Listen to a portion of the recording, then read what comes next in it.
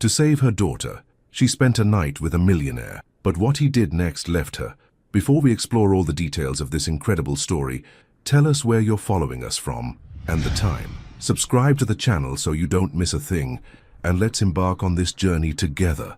The alarm clock screamed at 4:47 a.m., but Tasha Ellis was already awake. She had been staring at the ceiling for hours, her mind racing through numbers that refused to add up. Rent, $200. Groceries, $300. Daycare, $400. The stack of bills on her nightstand seemed to grow heavier each time she glanced at them, even in the darkness.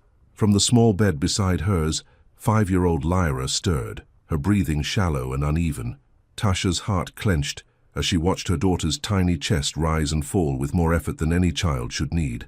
The purple shadows under Lyra's eyes had deepened over the past weeks, and her once bright smile appeared less frequently.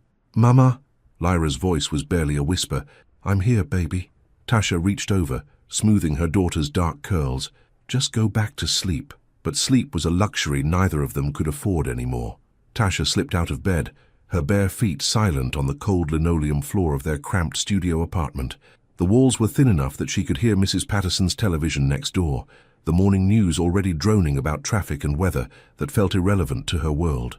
In the tiny kitchenette, she started the coffee maker, a wedding gift from her marriage that had lasted exactly 18 months. Some gifts outlived the giver's good intentions. She pulled on her scrubs for the morning shift at Riverside General, where she worked as a nursing assistant. In 6 hours, she'd change into her evening uniform for the diner downtown. 2 jobs, 16-hour days, 7 days a week. And still, it wasn't enough. The envelope from Dr. Harrison sat unopened on the counter, its medical letterhead feeling like a death sentence she couldn't bear to read. But she knew. Deep down, she already knew what it said. Her phone buzzed. A text from her supervisor at the hospital. "Can you cover Jenny's shift today, double pay?" Tasha closed her eyes, feeling the familiar weight of exhaustion pressing down on her shoulders. Double pay meant leaving Lyra with Mrs. Patterson longer than usual. It meant missing bedtime stories and the way her daughter's eyes lit up when she described her dreams of becoming a princess who could fly. But double pay also meant maybe, just maybe, getting closer to whatever impossible number was written in that envelope. She typed back, "Yes." The coffee finished brewing, filling their small space with the only luxury she allowed herself. As she poured the dark liquid into her travel mug, Lyra coughed, a wet, rattling sound that made Tasha's hands shake. "Mama, my chest feels funny again." Tasha set down her mug and returned to her daughter's bedside. Lyra's small hand found hers, fingers intertwining with the trust that only children possessed. Complete faith that their parent could fix anything, solve everything, make the scary things disappear. "I know, sweetheart. Mama's going to take care of it, I promise." The words felt like glass in her throat. She kissed Lyra's forehead, tasting the salt of fever that had become too familiar. Her daughter's skin was warm but not burning, a small mercy in a world that seemed determined to offer none. "When I come home tonight, we'll watch that movie you love, the one with the singing princess." Lyra smiled, and for a moment, the shadows under her eyes seemed lighter. "The one where she finds her voice? That's the one." As Tasha gathered her things and prepared to leave for another impossible day, she caught her reflection in the bathroom mirror. 27 years old, but her eyes looked ancient. Beautiful still, people told her that, but beautiful in the way of something weathered by storms. She thought about the envelope, about the numbers she couldn't face, about the conversation she'd eventually have to have with a doctor who would speak in careful, measured tones about options and time-sensitive procedures. The morning sun was just beginning to filter through their single window, casting long shadows across their small world. Somewhere in the city, people were waking up to problems that money could solve, to worries that seemed monumental but were temporary. Tasha Ellis was waking up to a fight for her daughter's life, and she had no idea that 12 miles away, in a penthouse office overlooking the harbor, Lewis William was staring out at the same sunrise, feeling emptier than he'd ever felt in his 33 years. She had no way of knowing that their worlds were about to collide in the most unexpected way. Look at your child, your sibling, or someone you love deeply. What would you do if their life depended on money you don't have? Would you be as strong as Tasha? The envelope had been staring at her for 3 days. Tasha sat in the hospital break room during her 15-minute lunch, the medical letterhead pristine white against the scratched table surface. Around her, Other nursing assistants chatted about weekend plans and complained about difficult patients, their voices fading into background noise. She'd carried the envelope in her purse, moved it from the kitchen counter to her nightstand, even held it while Lyra slept, but opening it felt like pulling the pin from a grenade. Her phone buzzed. A text from Mrs. Patterson.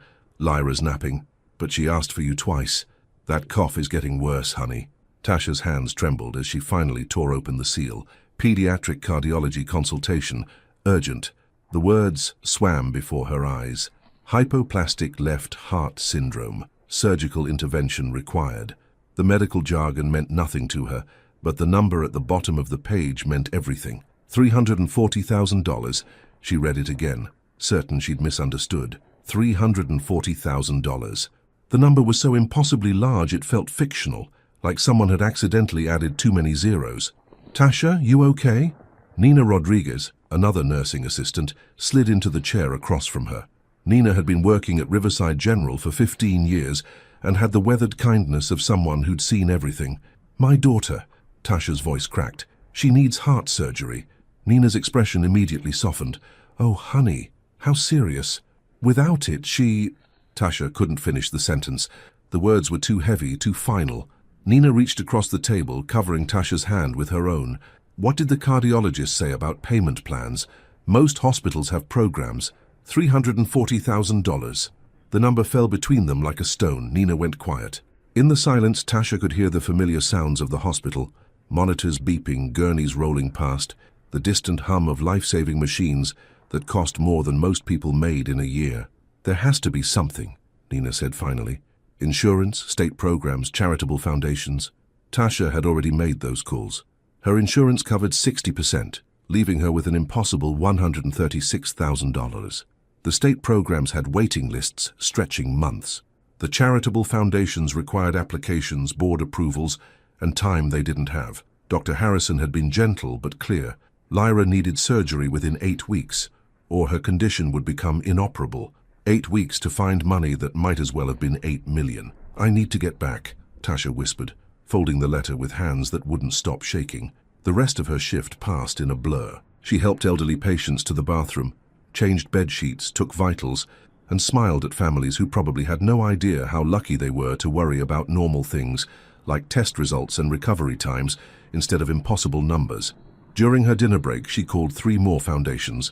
The first had stopped accepting new applications. The second required a 6-month waiting period. The third put her on hold for 23 minutes before disconnecting. By the time her shift ended, desperation had settled into her bones like an ache. She picked up Lyra from Mrs. Patterson's apartment, grateful for the elderly woman's kindness, but hating the way her daughter looked so small and fragile in the oversized armchair.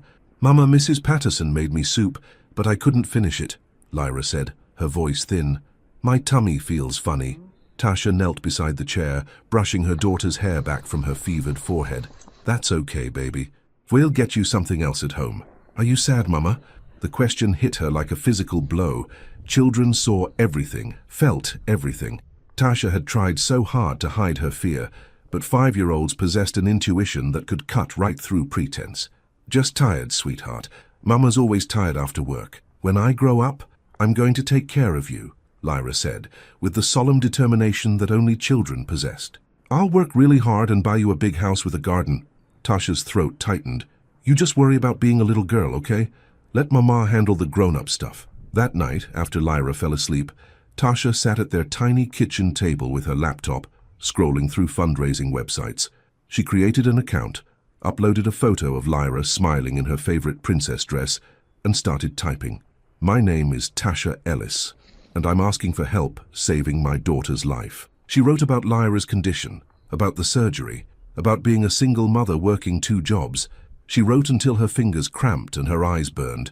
When she finished, she read it 3 times before hitting publish. The fundraising goal felt like a mountain, $136,000. After 2 hours online, she'd raised $43. Tasha closed the laptop and put her head in her hands. Somewhere in the city, people were going to bed without counting every dollar, without calculating how many double shifts equaled a child's heartbeat. She thought about calling her mother in Atlanta, but pride stopped her. Her mother had warned her about moving to the city, about getting involved with Lyra's father, about trying to do everything alone. Outside their window, the city hummed with life. Restaurants closing, bars opening, people living normal lives with normal problems. And in a penthouse 12 miles away, Lewis William was staring at his untouched dinner, wondering why everything he'd ever wanted felt like nothing at all. Neither of them knew that tomorrow would change everything. Lewis William had been staring at the same contract for 2 hours, and the words might as well have been written in a foreign language. His corner office on the 32nd floor of William Medical Center overlooked the harbor, where morning fog was just beginning to lift. The view was supposed to be inspiring. His mother had specifically chosen this office for him when he'd reluctantly joined the family business 5 years ago. Everything about his life was supposed to be inspiring, and yet he felt nothing. Mr. William? His assistant, Camden, appeared in the doorway with another stack of documents. The board meeting is in 20 minutes, and your mother wanted to review the quarterly projections before... Cancel it, Lewis said without looking up. Camden blinked. Sir? The meeting. Cancel it. Tell them I'm sick. But your mother specifically requested... Camden. Lewis finally raised his eyes, and something in his expression made the younger man step back. Please just cancel it. After Camden left, Lewis loosened his tie and walked to the window. 33 years old, heir to a medical empire worth $500 million, and he couldn't remember the last time he'd felt genuinely happy. The irony wasn't lost on him. He was surrounded by people dedicated to healing, and he felt more broken every day. His phone buzzed with texts from his mother. Margaret William didn't accept sick as an excuse for anything, least of all missing important meetings. But the thought of sitting in that boardroom, listening to people discuss profit margins while real people downstairs fought for their lives, made him feel sick in a way that had nothing to do with his physical health. He grabbed his jacket and headed for the elevator. The cafeteria on the 4th floor was a place Lewis rarely visited.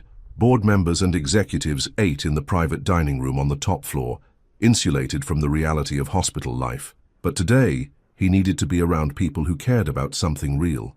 The space was crowded with doctors, nurses, and staff, grabbing quick meals between shifts. Lewis bought a coffee and found an empty table near the window, grateful to be anonymous in his casual clothes. That's when he saw her. She was sitting alone at a corner table, staring at papers spread in front of her with an expression of complete devastation. Dark circles shadowed her eyes, and she kept running her hands through her hair, as if trying to solve an impossible puzzle through sheer determination. Even exhausted and overwhelmed, she was striking. Not in the polished, artificial way of the women his mother constantly tried to set him up with, but in a way that was raw and real and utterly magnetic. She picked up what looked like a medical bill, and Lewis watched her shoulders shake as she read it.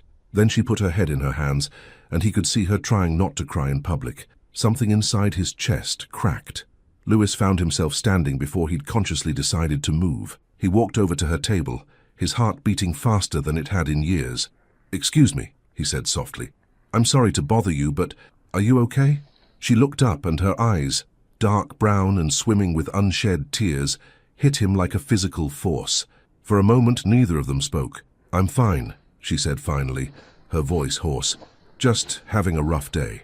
Lewis glanced at the papers on her table. He could see enough to know they were medical bills, and the numbers visible made his stomach turn. Not because they were large, he'd written checks for more than that without thinking, but because of what they clearly meant to her. "I don't mean to pry," he said, "but I work here. If there's something I can help with..." She let out a bitter laugh. "Unless you can magically make $300,000 appear, I don't think anyone can help." The number hung between them. Lewis's mind raced, calculating what that amount meant to him versus what it clearly meant to her. It was less than he'd spent on his last car, less than his monthly allowance from the family trust. "Can I sit?" he asked. She looked at him suspiciously, as if trying to figure out his angle. "Why?"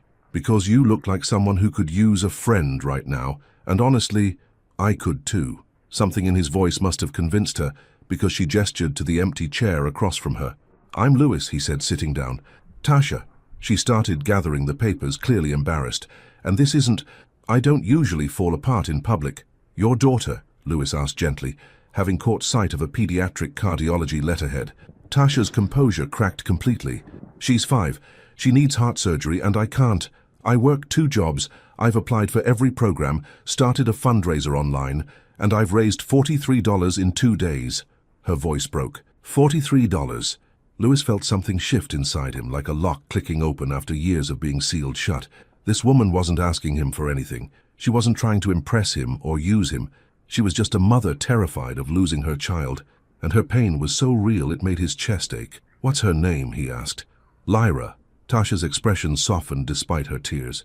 "She wants to be a princess who can fly. She tells everyone she meets about her dreams, even when she can barely breathe." Lewis thought about his own privileged childhood, how every dream had been handed to him before he'd even thought to want it. This little girl was fighting for her life while dreaming of flying. "Tasha," he said carefully, "what if I told you the money didn't have to be a problem?" She stared at him. "What do you mean?" "I mean, what if someone wanted to help? No strings attached, no repayment necessary. Just help." "You're talking about charity." Her voice turned cold. "I don't need pity." "It's not pity," Lewis said quickly. It's seeing someone who deserves better than the hand they've been dealt." Tasha studied his face, searching for something. "Who are you really?" And that's when Lewis realized he was about to change both their lives forever.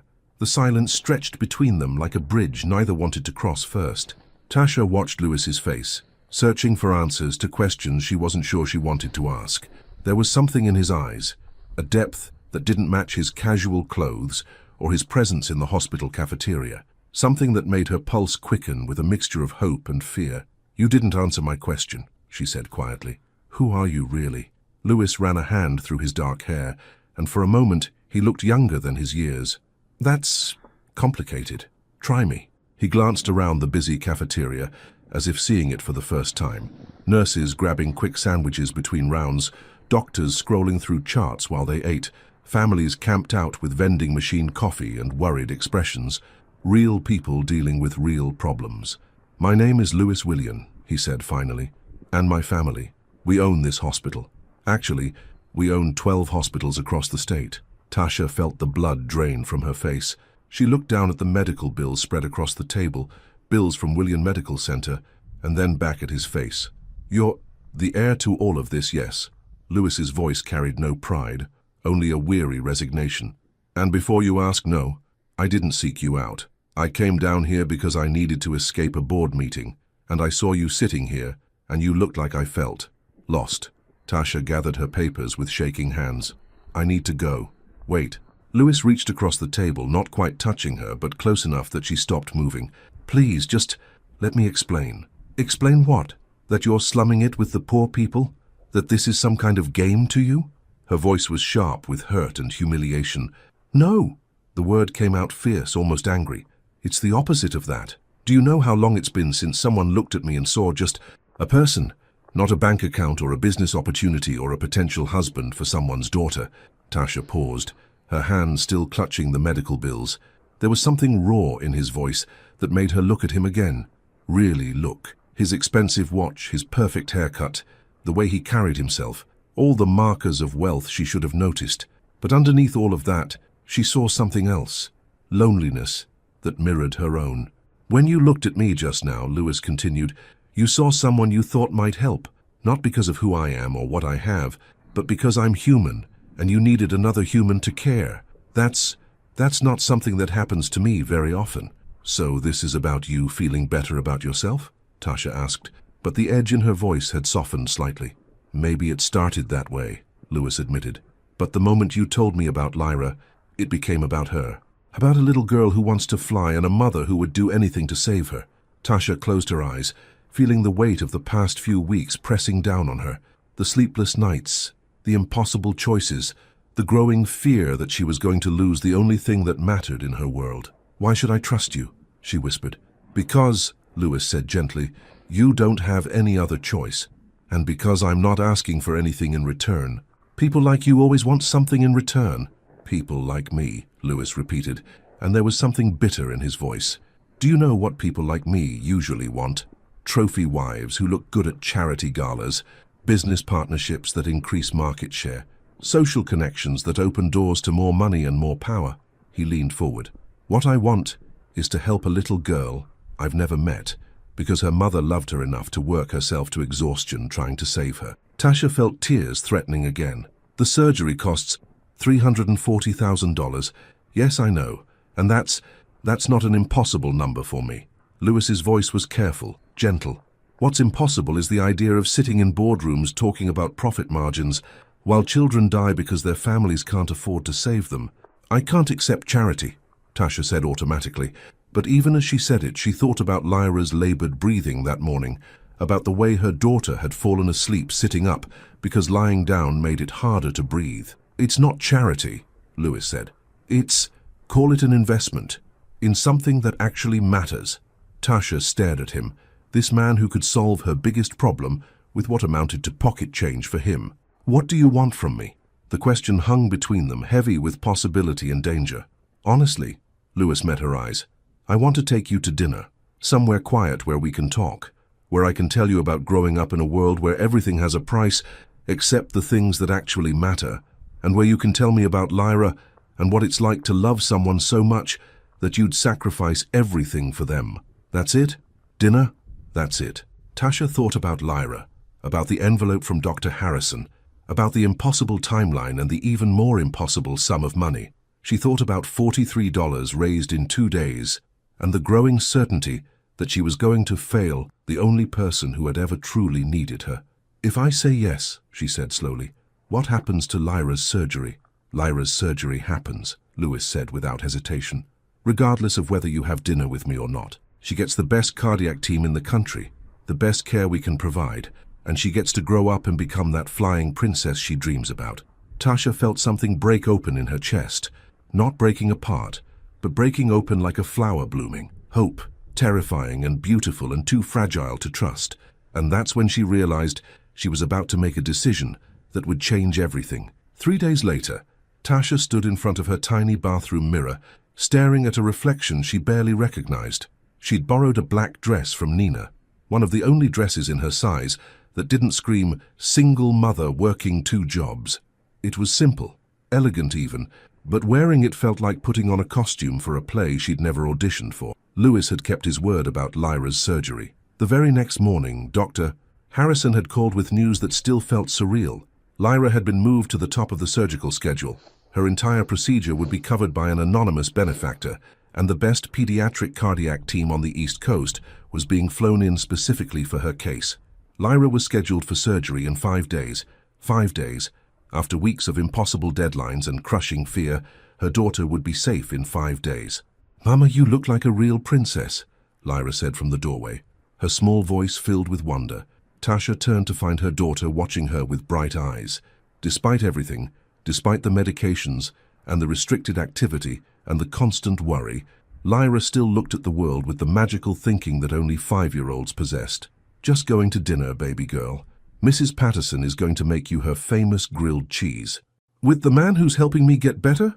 Tasha's throat tightened. She tried to explain Lewis's presence in their lives without making promises she couldn't keep. Children needed hope, but they also needed protection from adult complications. "Yes, with him. Is he nice?" The question was so simple, so direct, and yet Tasha found herself pausing. Was Lewis nice? She'd thought about him constantly over the past 3 days. His eyes when he'd looked at her in the cafeteria, the way he'd spoken about loneliness, the immediate way he'd acted to help Lyra without asking for anything in return. "I think so, sweetheart. I think he might be very nice." "Good," Lyra said with the matter-of-fact wisdom of childhood.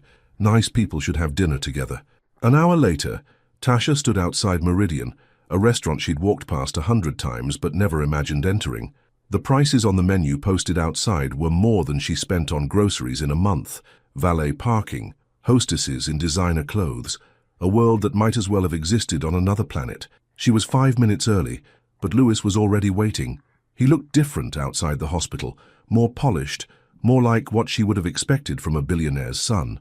Dark suit that probably cost more than her rent, hair perfectly styled, an expensive watch catching the light.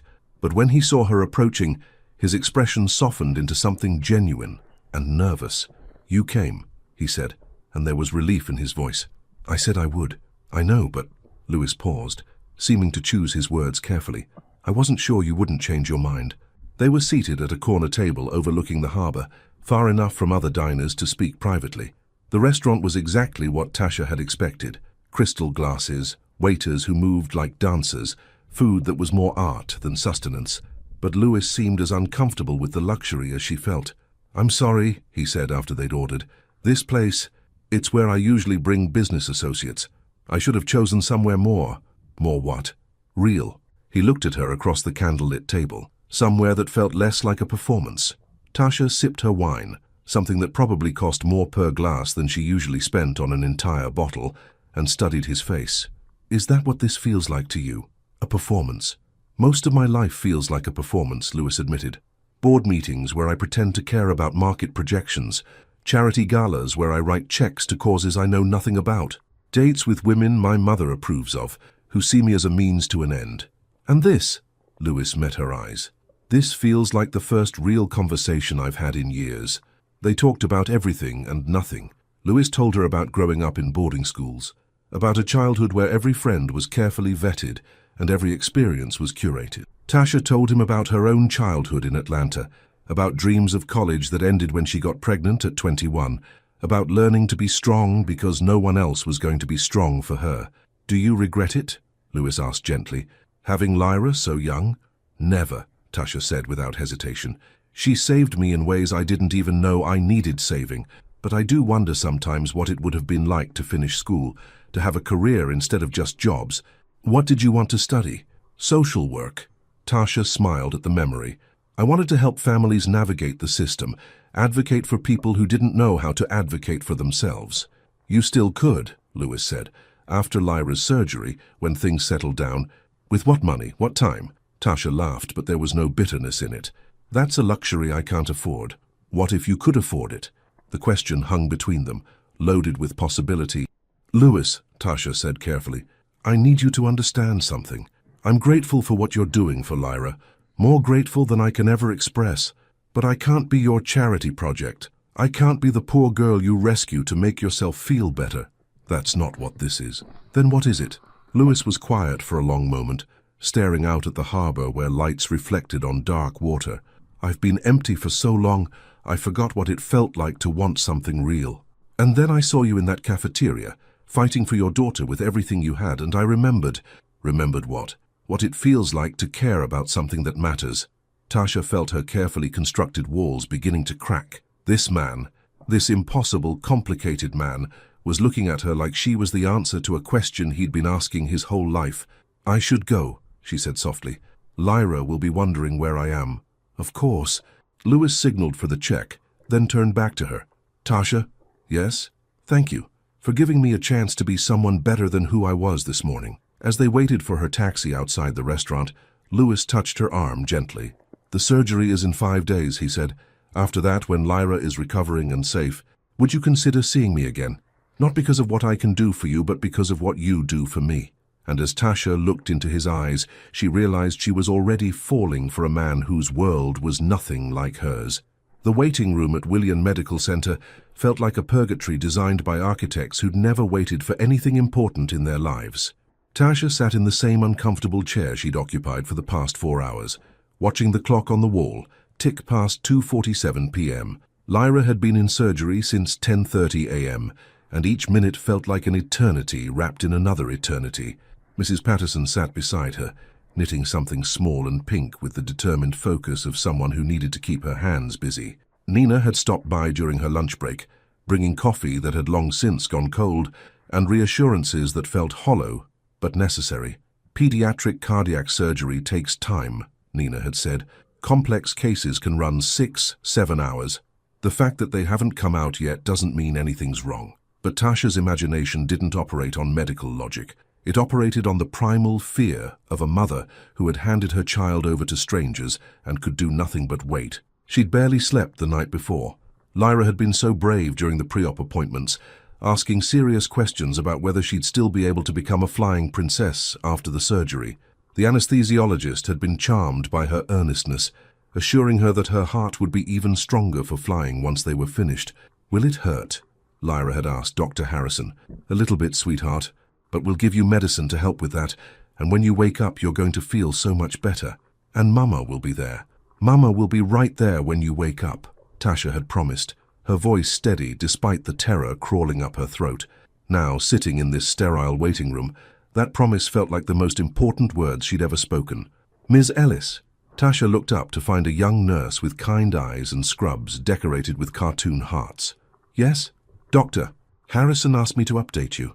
The surgery is progressing well. They're working on the final reconstruction now, and everything is looking very positive." Relief flooded through Tasha so powerfully that she had to grip the arms of her chair to keep from falling. How much longer? Probably another hour, maybe two, but the hardest part is behind us. After the nurse left, Tasha allowed herself to cry for the first time all day. "Mrs." Patterson patted her hand and murmured soothing words in Spanish, and for a moment, Tasha felt held by the kindness of people who had chosen to love her and Lyra without obligation. Her phone buzzed with a text message. "Lewis, how is she? How are you?" Tasha stared at the message, surprised by how much she wanted to respond. Over the past 5 days, Lewis had sent flowers to Lyra, bright sunflowers that made her daughter laugh, and had checked in regularly without being intrusive. He'd kept his distance, respecting the fact that this was about Lyra's health, not their complicated relationship. But somehow, knowing he was thinking about them made the waiting feel less lonely. "Tasha, surgery going well. Another hour or two. Thank you for asking. Lewis, I've been thinking about you both all day.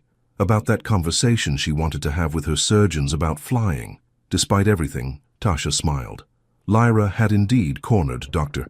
Harrison during their consultation, explaining in serious detail how important it was that her new heart be strong enough for princess duties that might involve flying.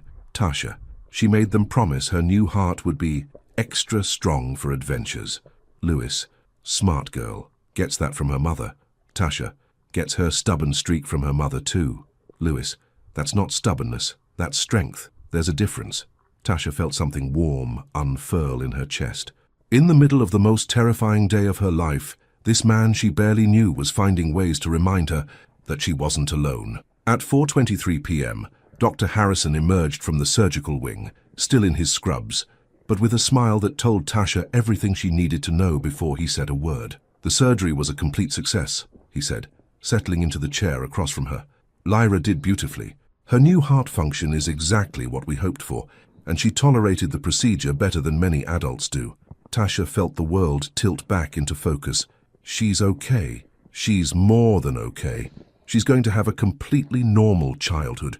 She'll be able to run and play and, yes, become that flying princess she's been talking about. Mrs. Patterson burst into tears. Nina, who had returned just in time to hear the news, wrapped Tasha in a hug that smelled like hospital soap and unconditional love. "When can I see her?" Tasha asked. "She's in recovery now. Give us about 30 minutes to get her settled in the PICU, and then you can sit with her while she wakes up." 30 minutes. After 5 days of terror and weeks of impossible choices, she only had to wait 30 more minutes to hold her daughter's hand and tell her everything was going to be all right. Her phone buzzed again. "Lewis, any news?" "Tasha, she's perfect. Surgery was a complete success." "Lewis, I'm so happy I could cry. How do you feel?" Tasha paused, trying to find words for the overwhelming mix of relief, gratitude, and exhaustion flowing through her. "Tasha, like I can breathe again for the first time in weeks." "Lewis, she's going to recover beautifully, and you're going to be able to watch her grow up and become everything she dreams of being." "Tasha, because of you." "Lewis, because of you. You never gave up fighting for her." When the nurse finally came to take her to Lyra's room, Tasha felt like she was walking toward a new life. Her daughter was going to be okay. More than okay. She was going to thrive. And somewhere in the back of her mind, she found herself thinking about a man who had made this miracle possible, who had asked for nothing in return except the chance to be part of something real. Maybe, just maybe, some miracles came with unexpected complications. 2 weeks after the surgery, Lyra was healing faster than anyone had dared to hope. The incision on her tiny chest was already beginning to fade into a thin pink line that she called her warrior mark. Her color had returned to a healthy golden brown, and for the first time in months, she could run from one end of their small apartment to the other without stopping to catch her breath. "Mama, watch me!" Lyra called out, spinning in circles with her arms outstretched. "I'm practicing my flying." Tasha watched from the kitchen where she was preparing lunch with ingredients that had mysteriously appeared in their refrigerator. Fresh vegetables, organic milk, the kind of food she'd always wanted to buy but couldn't justify spending money on. Nina swore she hadn't brought them, and Mrs. Patterson claimed innocence with a suspicious twinkle in her eye. The truth was, small kindnesses had been appearing in their lives like unexpected flowers. The electric bill had been paid by an anonymous benefactor. Lyra's follow-up appointments were scheduled with specialists who usually had waiting lists months long. Even their building's perpetually broken elevator had been mysteriously repaired. Tasha knew who was behind it all, but Lewis had kept his distance since the surgery, giving her space to focus on Lyra's recovery. She found herself missing him more than she wanted to admit. A knock at the door interrupted her thoughts. "I'll get it," Lyra announced, running to the window to peek outside. "Mama, there's a man with a pretty box." Tasha opened the door to find a delivery man holding an elegant package wrapped in silver paper with a note attached. Her name was written on the envelope in handwriting she was beginning to recognize. "For Lyra," she read aloud after the delivery man left. "Because every flying princess needs the right shoes for her adventures." Lyra bounced on her toes with excitement as Tasha carefully unwrapped the package. Inside was a pair of the most beautiful shoes she'd ever seen. Tiny ballet flats in soft pink leather, with delicate flowers embroidered around the edges in silk thread. They looked handmade, precious, like something a real princess might wear. But it was the note tucked inside that made Tasha's breath catch. "Dear Lyra, I heard from a little bird that you're feeling much better and practicing your flying. These shoes are magic. They'll help you dance on air and run as fast as the wind. I hope they fit your brave heart as perfectly as they'll fit your feet, from someone who believes in flying princesses." "Are they really magic?" Lyra whispered, holding the shoes like they were made of spun gold. "I think they might be," Tasha said softly. As Lyra tried on her new shoes, which fit perfectly somehow, Tasha found her phone and typed a message. "Tasha, she's wearing them and insists they're helping her fly higher when she jumps off the couch." The response came quickly. "Lewis, tell her the magic only works if she listens to her mama about not jumping off furniture." "Tasha, how did you know her exact size?" Lewis, "I may have asked Mrs. Patterson to trace her foot while you were at the grocery store last week." Tasha laughed, despite herself. The thought of Lewis conspiring with their elderly neighbor to secretly measure Lyra's feet was both absurd and deeply touching. "Tasha, she wants to know if you'd like to come see how fast she can run now." The pause before his response was longer this time. "Lewis, are you sure? I don't want to intrude on your recovery time." "Tasha, we're having grilled cheese and tomato soup for lunch. Nothing fancy. But if you'd like to meet the flying princess in person." "Lewis, I'll be there in 20 minutes. Tasha felt her stomach flutter with nervous energy. Having Lewis in their small apartment would make everything real in a way that text messages and distant kindnesses couldn't. She looked around their tiny space, the second-hand furniture, the dishes that didn't match, the careful organization that came from having very little to organize. Then she looked at Lyra, spinning in her new shoes with pure joy lighting up her face, and decided that joy was more important than perfectly matched dishes. 20 minutes later, Lewis knocked softly on their door. He looked different than he had at the restaurant. Casual jeans, a simple sweater, an armful of sunflowers that matched the ones he'd sent to the hospital. But it was his expression that made Tasha's heart skip. Nervous, hopeful, vulnerable in a way that expensive clothes could never quite hide. "Are you the magic shoe man?" Lyra asked before Tasha could make proper introductions. "I might be," Lewis said seriously, crouching down to her level. "Are you the flying princess I've heard so much about?" "Yes. Want to see how high I can jump now?" For the next hour, Tasha watched Lewis sit on their worn couch, listening with complete attention as Lyra explained her post-surgery exercise routine, her plans for princess training, and her theory about why vegetables probably helped with flying, even though they didn't taste as good as ice cream. He asked thoughtful questions. He admired her artwork taped to the refrigerator. He complimented the grilled cheese like it was a gourmet meal, and when Lyra insisted on showing him her warrior mark, he told her it was the most beautiful scar he'd ever seen because it proved how brave she was. "Mr. Lewis," Lyra said as she climbed onto the couch beside him, "are you Mama's friend?" "I hope so," Lewis said, glancing at Tasha. "I'd very much like to be." "Good friends take care of each other," Lyra announced with 5-year-old authority. "Mama takes care of me, and I'm going to take care of her when I grow up. Do you want to help take care of Mama too?" The question hung in the air, innocent and loaded with meaning that made both adults fall silent. "Yes," Lewis said quietly, his eyes finding Tasha's across the room. "I think I'd like that very much." As the afternoon stretched into evening, Tasha found herself relaxing in a way she hadn't in years. Lewis helped Lyra build an elaborate fort out of couch cushions and blankets. He listened patiently to 3 different stories about flying princesses. He even helped with the dishes, which made Lyra giggle because rich people don't do dishes. "How do you know I'm rich?" Lewis asked with mock seriousness. "Mama told me, but you're the good kind of rich because you helped fix my heart." When Lyra finally fell asleep in her fort, curled up like a small animal in a nest of blankets, Lewis and Tasha found themselves sitting together on the floor, talking in whispers. "She's incredible," Lewis said softly. "I can see why you'd do anything for her." "She's my whole world," Tasha admitted. "I never knew I could love someone so much it physically hurt. And now I get to watch her grow up because of you." Lewis shook his head. "Because of you. You never stopped fighting for her."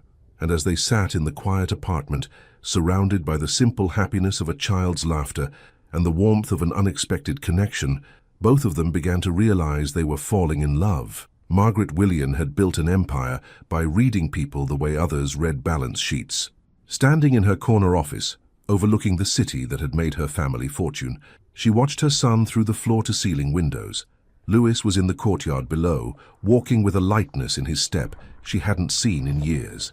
He was smiling at his phone, actually smiling, and there was something in his posture that spoke of a man who had found something worth caring about. Margaret had spent 33 years watching her only child drift through life like a ghost in an expensive suit.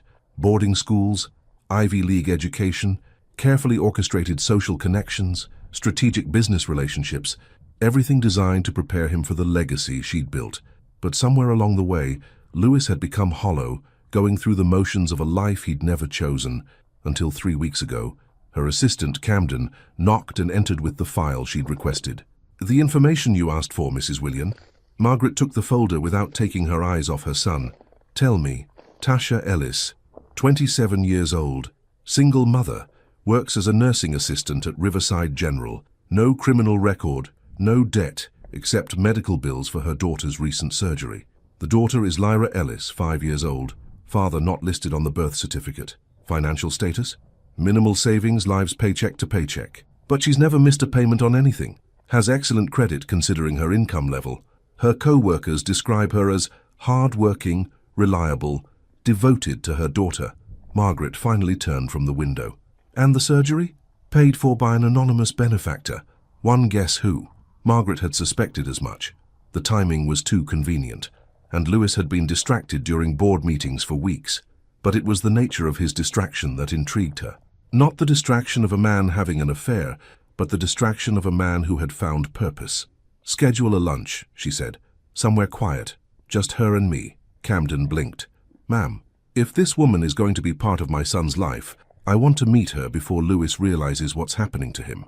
2 days later, Tasha sat in the elegant dining room of the Metropolitan Club, feeling like she'd been summoned before a queen. The invitation had been polite but unmistakably a command. Mrs. Margaret Willian would be honored by Ms. Ellis's company for lunch to discuss matters of mutual interest. The return address had been enough to make Tasha's hands shake. She'd borrowed another dress from Nina, spent an hour researching proper etiquette for dining with billionaires, and arrived 15 minutes early, only to sit in her car, working up the courage to go inside. Margaret Willian was exactly what Tasha had expected, and nothing like she'd imagined. Elegant in the way that only came from generations of wealth, but with sharp eyes that missed nothing and a handshake that could have closed business deals. "Miss Ellis, thank you for coming. Mrs. Willian, thank you for inviting me." They were seated at a corner table with a view of the harbor. The same harbor Tasha had looked at from the restaurant with Lewis, but from this height, it looked like a painting rather than a place where real people lived and worked. "I suppose you're wondering why I asked to meet with you," Margaret said, after they'd ordered. "I have some ideas." "I'm sure you do." Margaret studied Tasha's face with the intensity of someone evaluating a business proposal. "My son has been different lately, happier, more present. I haven't seen him like this since he was a child." Tasha waited, sensing that this conversation was going to require more listening than talking. "Lewis has always been a dutiful son," Margaret continued. "He's followed the path I laid out for him, made the choices I guided him toward, but he's never been passionate about anything. Until now. Mrs. Willian, if you're concerned about my intentions, I'm not." The statement was firm, surprising. "I've had you investigated, Ms. Ellis. Thoroughly. You're not after his money. You barely cashed the check for your daughter's surgery follow-up care. You're not seeking social advancement. You haven't told anyone about your connection to our family. You're not using him for any purpose I can identify except the most dangerous one of all, which is, you genuinely care about him. Tasha felt heat rise in her cheeks. Yes, I do. Why? The question was so direct, so searching, that Tasha found herself pausing to really consider the answer. Because he sees me, not my circumstances or my struggles or what I can't give him. He sees who I am underneath all of that, and he treats that person like she matters. Margaret nodded slowly. And what do you see when you look at him? Someone who's been lonely for so long he forgot what it felt like to connect with another person. Someone who has everything except the things that actually make life worth living, such as purpose, joy, the feeling that you matter to someone just because you exist, not because of what you can provide. Margaret was quiet for a long moment, sipping her wine with the careful consideration of someone who never made decisions lightly. I built this empire for Lewis, she said finally. Everything I've done, every choice I've made has been about securing his future. But somewhere along the way I think I forgot to secure his happiness. He's a good man, Tasha said softly. He's kind and thoughtful, and he makes my daughter laugh. But I think he's also lost, and I don't know if I'm the right person to help him find his way. Why not?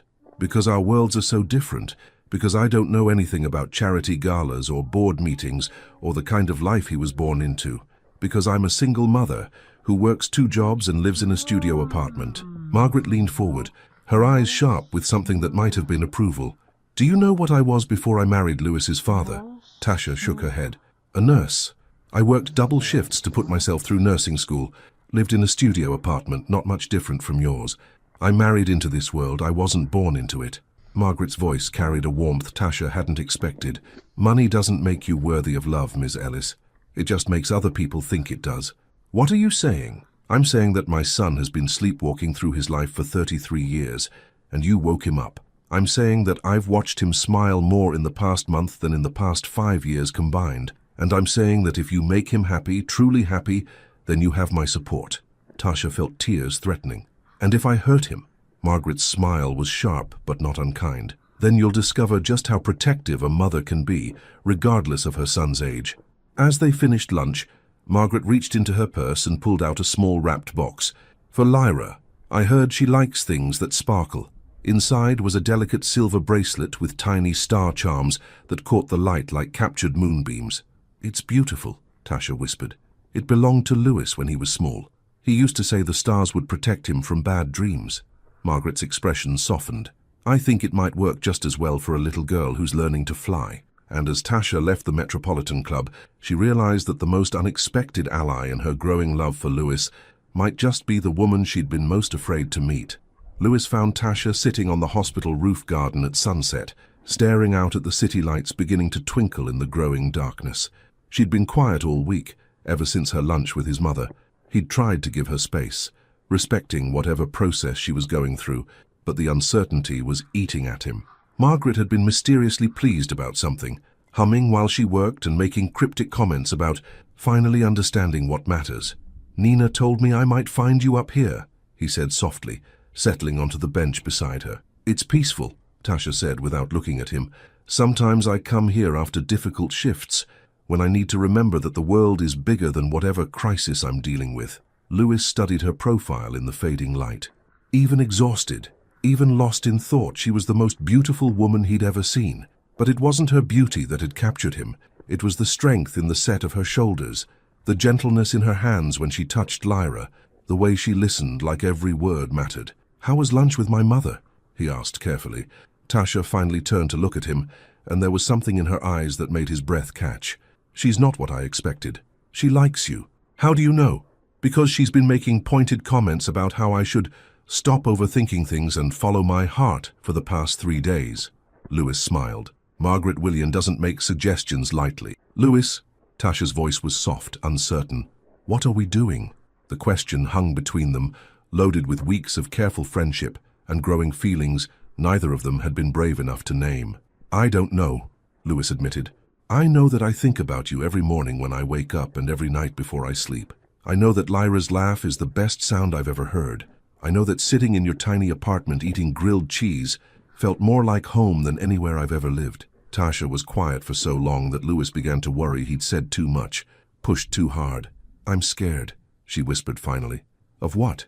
"Of this feeling too good to be real. Of waking up one day and discovering that you've remembered who you are and decided that a single mother who works 2 jobs isn't worth the complications." Her voice broke slightly. "Of Lyra getting attached to you and then losing another person she loves." Lewis turned on the bench, taking her hands in his. They were working hands, calloused from double shifts and careful with money, beautiful in their capability and strength. "Tasha, look at me." She met his eyes, and he could see the fear there but also hope fighting to survive. "I've spent my entire life being who other people expected me to be. The dutiful son, the responsible heir, the eligible bachelor who dated appropriate women and made appropriate choices. And I was miserable, empty, going through the motions of a life that felt like it belonged to someone else." He brought her hands to his lips, pressing a gentle kiss to her knuckles. "Then I met you. And for the first time in 33 years, I wanted something for myself. Not because it was expected or appropriate or profitable, but because it felt real. Because you make me feel real. Lewis, I love you," he said, the words falling between them like stones dropped into still water. "I love your strength and your fierce protection of Lyra, and the way you can make a studio apartment feel like a palace just by being in it. I love that you've never asked me for anything except the chance to save your daughter. I love that you see me, not my bank account or my last name or my potential as a business merger, just me." Tasha's eyes filled with tears. "You don't understand what you're asking for. I'm not elegant or polished or sophisticated. I don't know how to navigate your world. I can't be the kind of woman who looks good at charity galas or knows which fork to use at formal dinners." "I don't want that woman," Lewis said fiercely. "I want the woman who worked 16-hour days to try to save her daughter.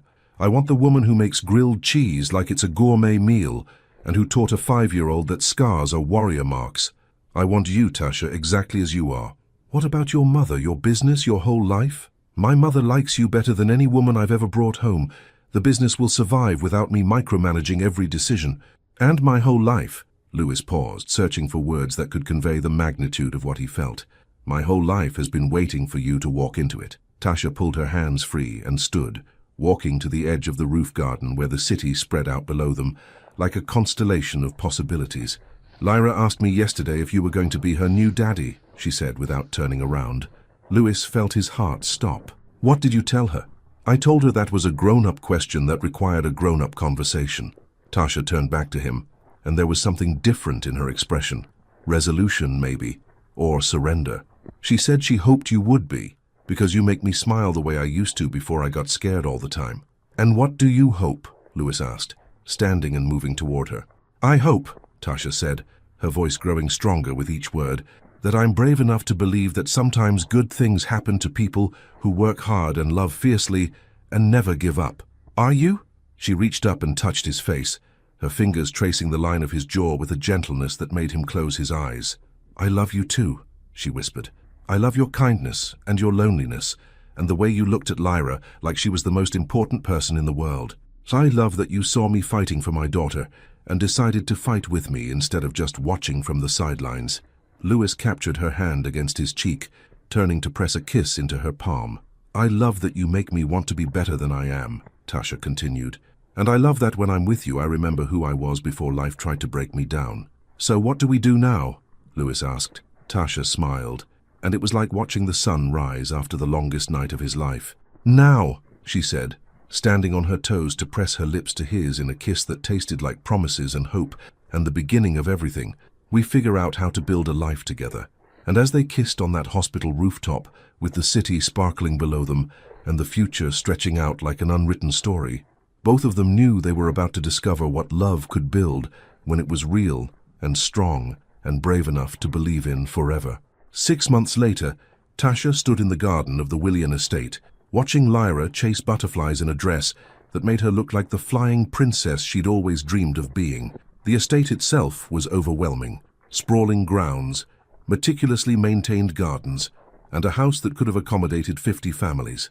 But Margaret had transformed the back garden into something magical for today. Fairy lights strung between ancient oak trees, white roses climbing wooden arbors, and chairs arranged in intimate clusters for the small gathering of people who truly mattered. "You look nervous," Nina said, appearing beside her with a knowing smile. "Second thoughts?" "No second thoughts," Tasha said, smoothing the simple white dress she'd chosen for her wedding day. Is this really my life now? Honey, you've been living at that house for 3 months. Lewis proposed to you on a Tuesday night while you were helping Lyra with her homework. Margaret knitted you a sweater for Christmas. This became your life the moment you said yes to dinner with a stranger in a hospital cafeteria. Tasha laughed, feeling some of the nervous energy settle. Nina was right. The past 6 months had been a gradual shift rather than a sudden transformation. Lewis had courted not just her but Lyra too, reading bedtime stories, attending princess tea parties, learning to braid hair with YouTube tutorials that made them all laugh until their sides hurt. 5 minutes, dear, Margaret said, approaching with the calm efficiency of someone who had organized countless events. But there was warmth in her eyes that Tasha had come to treasure. Lewis is pacing like a caged animal, and the minister is starting to look concerned. How does he look? Tasha asked. Like a man who's about to marry the love of his life, Margaret said simply. Terrified and ecstatic in equal measure, Mrs. Patterson appeared, leading Lyra by the hand. Lyra wore a pale pink dress with layers of tulle that rustled when she walked, and in her hair was a small tiara that Lewis had given her the night before, because every flying princess needs a crown for special occasions. Mama, you look like a real bride, Lyra announced, spinning to make her dress flare out around her. And you look like a real princess, Tasha said, kneeling to adjust Lyra's tiara. Mr. Lewis said after today, he gets to be my daddy for real. Is that true? Tasha's throat tightened with emotion. Yes, baby girl. He's going to adopt you, and we're going to be a real family. Good, Lyra said with 5-year-old satisfaction. I already picked out his Father's Day present. The ceremony was small and perfect. Dr. Harrison was there, having become an unexpected friend during Lyra's recovery. Camden had brought his wife and twin daughters, who had immediately bonded with Lyra over their shared love of princess movies. A few close colleagues from the hospital, Mrs. Patterson in her best dress, and Margaret presiding over everything with the quiet joy of a woman watching her son finally find happiness. But when the music started, and Tasha walked down the makeshift aisle between the garden chairs, there was only Lewis. He stood under an arbor heavy with white roses, wearing a simple gray suit that made his eyes look like storm clouds before rain. When he saw her approaching, his expression shifted through a dozen emotions: love, gratitude, wonder, and something that looked like relief, as if he'd been holding his breath for months and could finally exhale. Lyra walked ahead of her, scattering rose petals with the serious concentration of someone performing a very important job. When she reached Lewis, she looked up at him with complete trust. "Are you ready to be my daddy?" she whispered, loud enough for the entire gathering to hear. "I've been ready my whole life," Lewis whispered back, and Tasha saw him wipe away a tear. The vows they'd written were simple, honest, real. "Tasha," Lewis said, his voice steady despite the emotion in his eyes, "you were the chaos most beautiful thing that entered my life. But you weren't chaos at all. You were clarity. You showed me what it meant to fight for something that matters, to love without reservation, to find joy in the smallest moments. You and Lyra taught me that home isn't a place. It's the people who see you at your worst and choose to love you anyway. Now I want to be your Calmaria, your peace, your safe harbor, your partner in every adventure that comes next." Tasha's voice shook as she spoke her own vows. "Lewis, you saw me at my lowest point and treated me like I was worthy of kindness. You met my daughter and loved her before you even knew my name. You gave us not just financial security, but emotional safety, the knowledge that we're not alone in the world anymore. You chose us when you could have chosen anyone, and I choose you. Today, tomorrow, and every day after that." When the minister pronounced them husband and wife, Lewis cupped Tasha's face in his hands with a gentleness that made her heart flutter the same way it had that first day in the cafeteria. "I love you, Mrs. Willian," he whispered against her lips. "I love you too, Mr. Willian," she whispered back. Their kiss was soft, sweet, and full of promises for the future, but it was interrupted by Lyra tugging on Lewis's jacket. "Don't forget about me," she announced, making the entire gathering laugh. Lewis swept her up in his arms, and suddenly Tasha was being embraced by both of them, her husband and her daughter, the two people who had taught her that families could be chosen as well as born. As the sun set over their small wedding celebration, Tasha found herself standing with Margaret, watching Lewis teach Lyra and Camden's daughters how to waltz on the garden grass. "Any regrets?" Margaret asked. "It's only that it took us so long to find each other," Tasha said, Some things are worth waiting for, Margaret said quietly. Louis waited 33 years to find someone who loved him for who he was, instead of what he could provide. You waited 27 years to find someone who would fight beside you, instead of trying to rescue you. That kind of love. It's worth the wait. Thank you, Tasha said, for accepting me, for supporting us, for raising a son who knows how to love with his whole heart. Thank you, Margaret replied, for giving me the daughter-in-law I always hoped for, and the granddaughter I never knew I needed. As the evening stretched into night, as the last guests said their goodbyes and Lyra fell asleep in Louis's arms, while they danced to music that existed only in their hearts, Tasha realized that this wasn't an ending at all. It was the beginning of everything she'd never dared to dream. And sometimes the most beautiful love stories begin not with fairy tale perfection, but with two broken people deciding they're stronger together than they ever were apart. 5 years later, the morning sun filtered through the kitchen windows of the Willian home, casting golden rectangles across the breakfast table where 3 place settings waited, 2 coffee cups and 1 glass of orange juice with a bendy straw. Tasha stood at the counter, making pancakes shaped like butterflies while listening to the familiar sounds of her family beginning their day. Upstairs, Louis was patiently negotiating with 10-year-old Lyra about whether her flying princess training outfit was appropriate for a parent-teacher conference. But Dad, Mrs. Chen needs to see that I take my princess duties seriously. Lyra's voice carried down the stairs, filled with the earnest logic that only 4th graders possessed. Princess duties can be performed in regular clothes too, Louis replied, his voice warm with the kind of amused patience he'd perfected over the past 5 years. Remember what we talked about? There's a time and place for everything. Fine, but I'm wearing my star bracelet. Deal. Tasha smiled, flipping a particularly ambitious butterfly pancake. The star bracelet, Margaret's gift from that first lunch, had become Lyra's talisman, worn to every important occasion.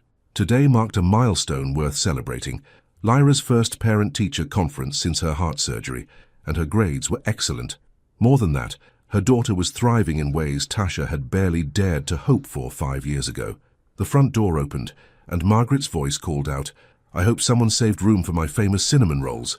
"Grandma!" Lyra's feet thundered down the stairs, followed by Louis's deeper footsteps.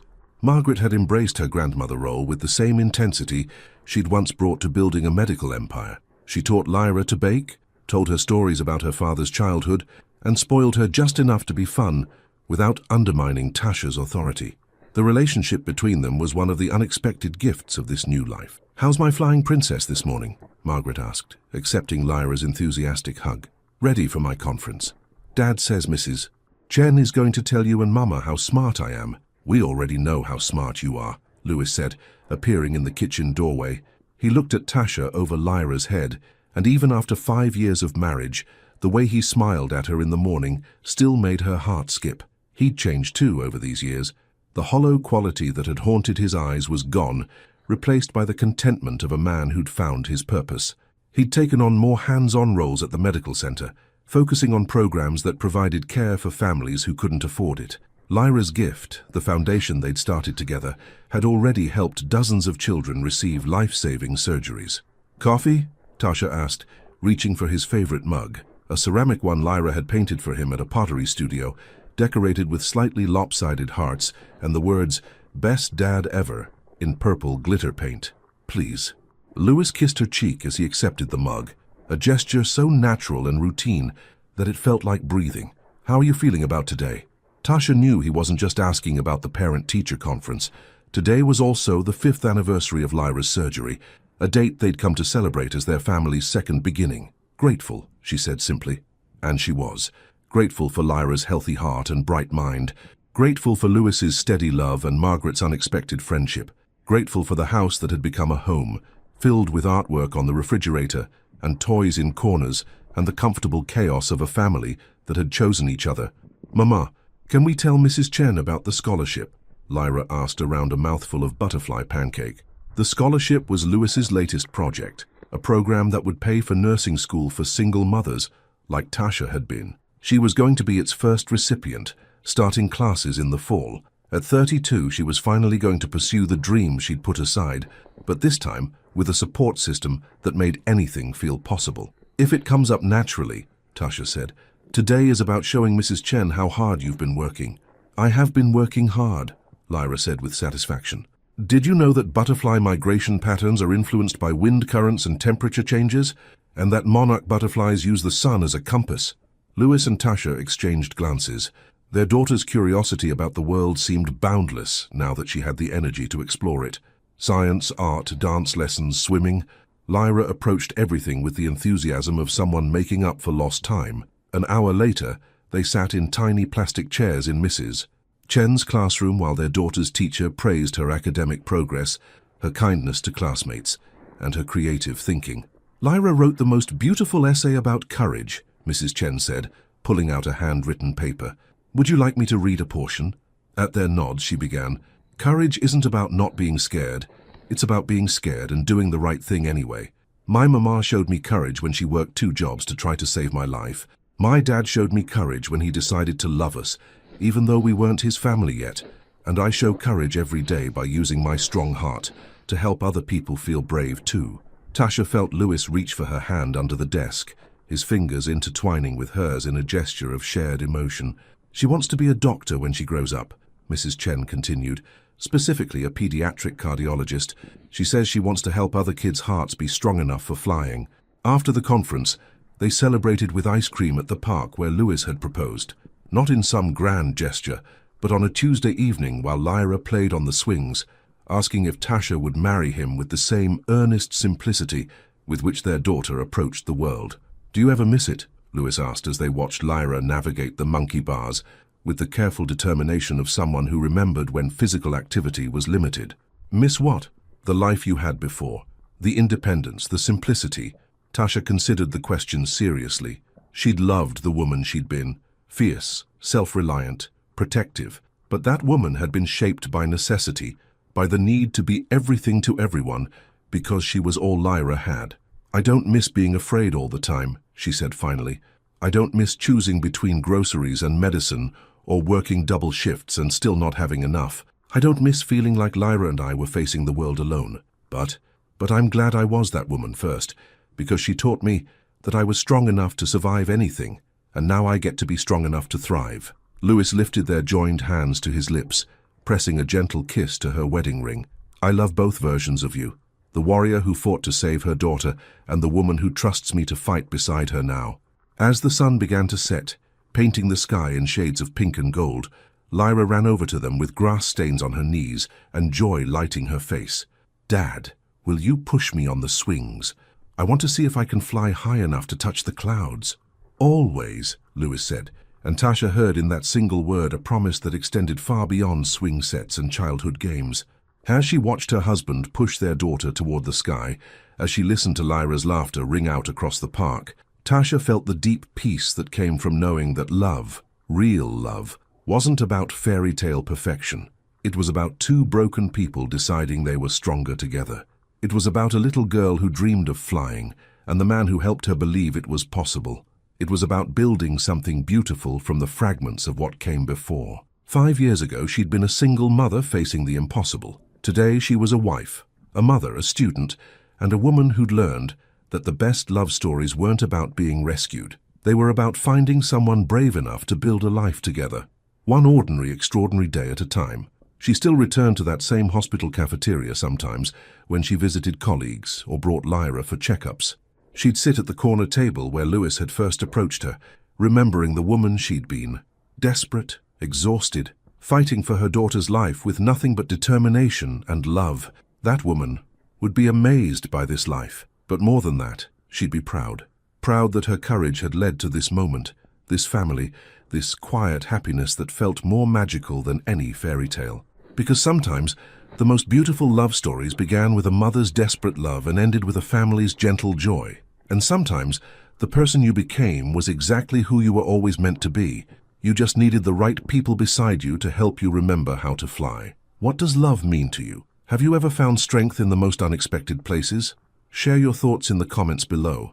I'd love to hear your own stories of courage and connection. Your participation in this channel is very important. Please leave your opinion in the comments. Thank you so much for watching until the end. If you enjoyed this story, don't forget to subscribe to the channel, leave a like, and comment your thoughts. Your participation is very important to us. See you next time.